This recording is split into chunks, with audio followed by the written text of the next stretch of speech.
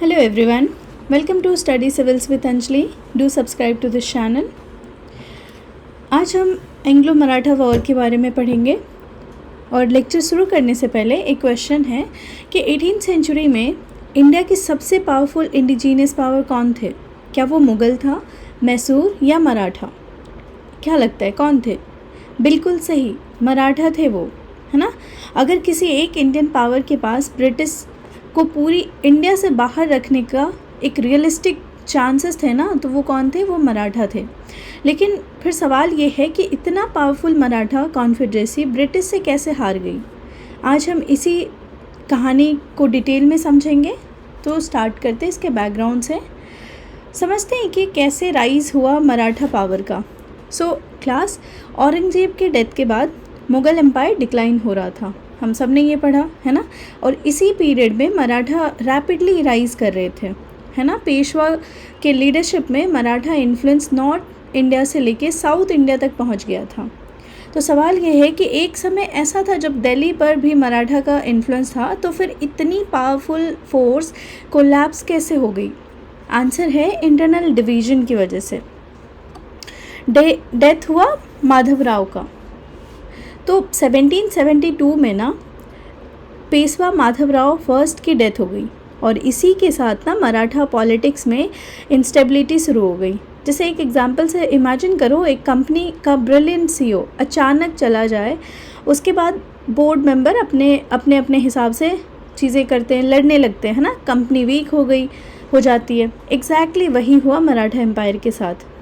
Let's talk about कि इसके first Anglo Maratha war के बारे में बात करते हैं। ओके, ये स्टार्ट क्यों हुआ?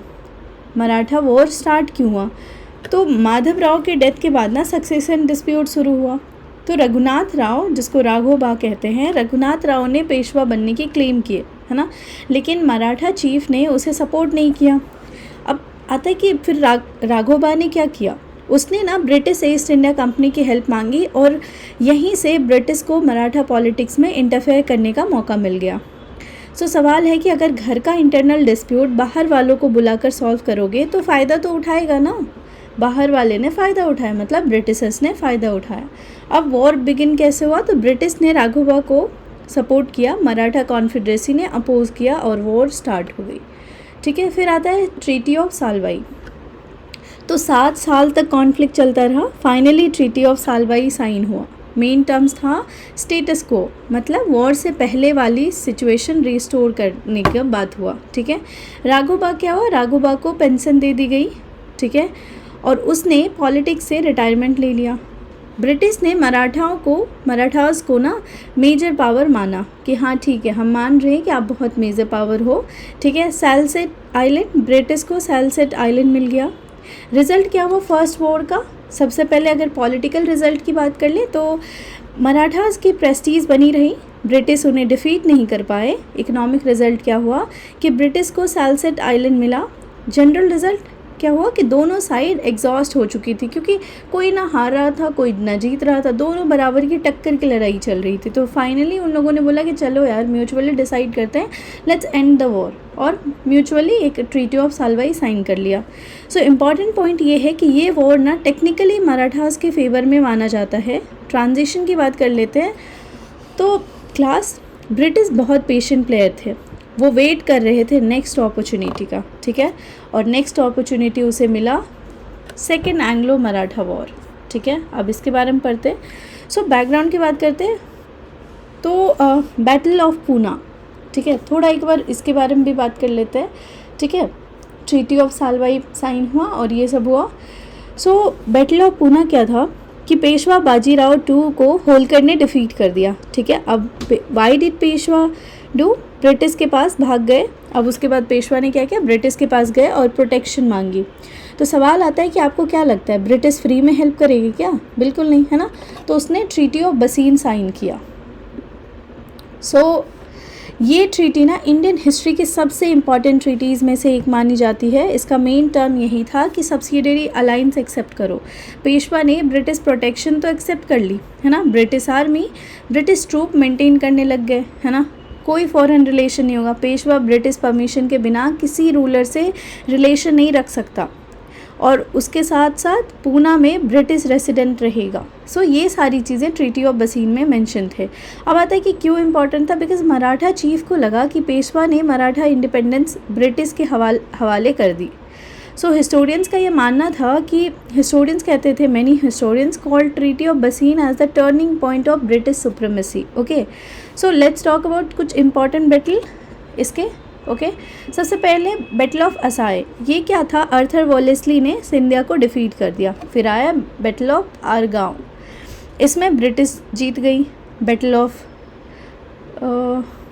लसवरी, इसमें लॉर्ड लेक वर्सेस सिंधिया थे और ब्रिटिश की विक्ट्री हो। Battle of Delhi, again British जो है कैप्चर कर लिए दिल्ली को। And battle of Bharatpur, British जो है यहाँ पे भरतपुर पर गए पर कैप्चर नहीं कर पाए, है ना।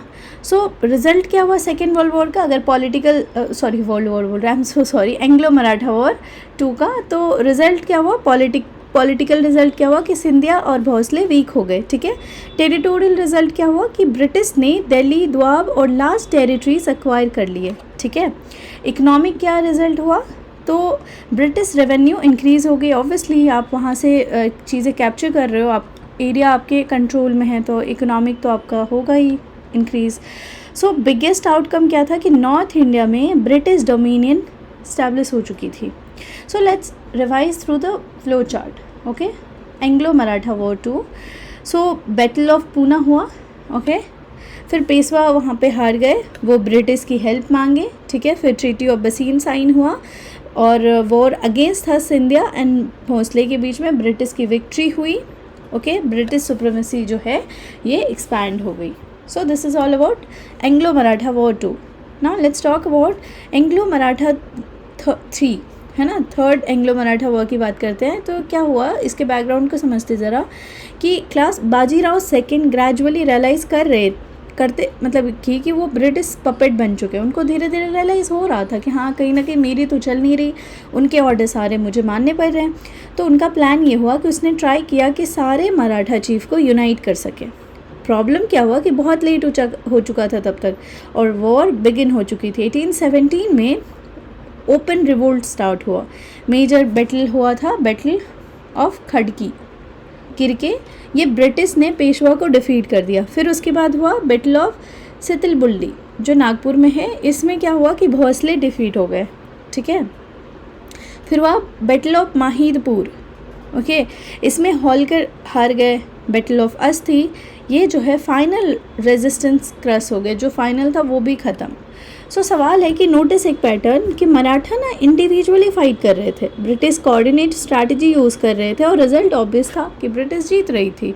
सो अब क्या हुआ कि डिफीट ऑफ मराठास, ब्रिटिश ने 1 बाय 1 सारे मेजर मराठा हाउसेस को डिफीट कर दिया। सो फाइनल ब्लो क्या था कि पेशवा बाजीराव सेकेंड ने सरेंडर कर दिया।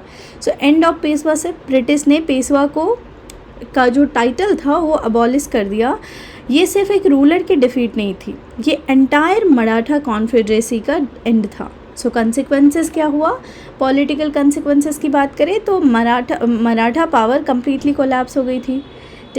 अब क्या हुआ, बिगेस्ट रिजल्ट यही हुआ कि ब्रिटिश इंडिया की सुप्रीम पावर बन चुकी थी, टेरिटोरियल कंट्रोल हो चुका था, एडमिनिस्ट्रेशन अब ब्रिटिश के अंदर आ चुका था, है ना।